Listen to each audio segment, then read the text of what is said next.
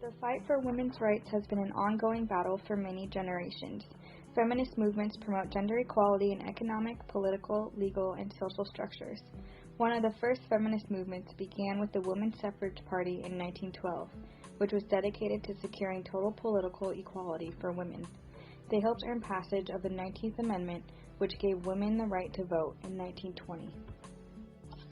There was also a movement for control over what women do with their own bodies. In 1915, the Chicago Women's Trade Union League demanded birth control information as a democratic right for all women. They created a birth control committee to draft laws that would allow licensed physicians to dispense birth control information. However, these laws were defeated. So, in 1923, the committee tried to organize a clinic in Chicago where poor women could receive such information, but the Chicago Health Department refused to comply.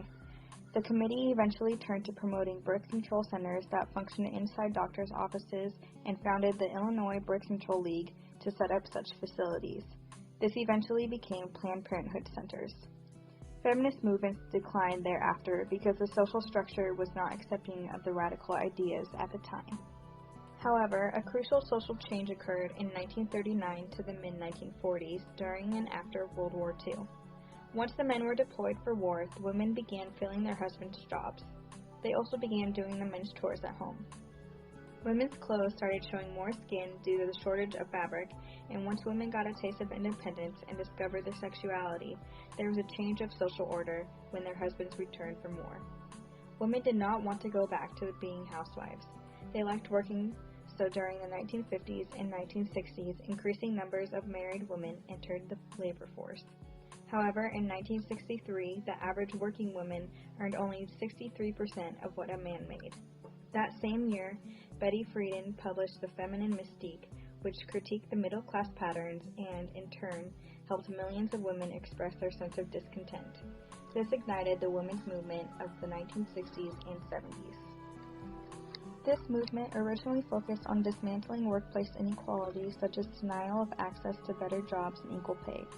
Although a law that prohibited gender discrimination was passed in 1964, it was clear that it was not being enforced.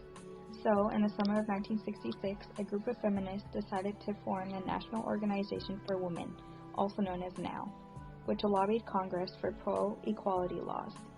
They popularized the idea that personal is political, that women's political inequality had equally important personal repercussions on relationships, sexuality, birth control and abortion, clothing and body image, and roles in marriage, housework, and childcare. However, there was a lack of leadership in the movement. One feminist wrote, "The women's movement is a non-hierarchical one. It does things collectively and experimentally." The movement was deeply divided between young and old, upper class and lower class, and conservative and radical. Many women distanced themselves from the side of the movement that were known as the bra-burning, anti-man, politics of orgasm school of feminism. This caused resentment within the movement.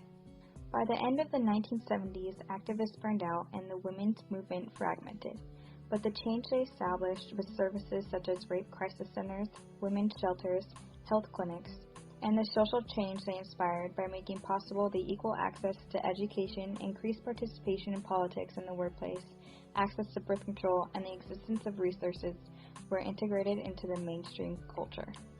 Today, there is a new movement that is pushing even further for gender equality. There is a difference from the earlier movement that is not just about women. It is also about men.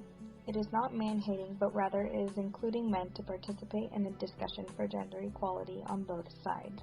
That fighting for women's rights has too often become synonymous with man-hating. If there is one thing I know for certain, it is that this has to stop. For the record, feminism, by definition, is the belief that men and women should have equal rights and opportunities. It is the theory of the political, economic, and social equality of the sexes.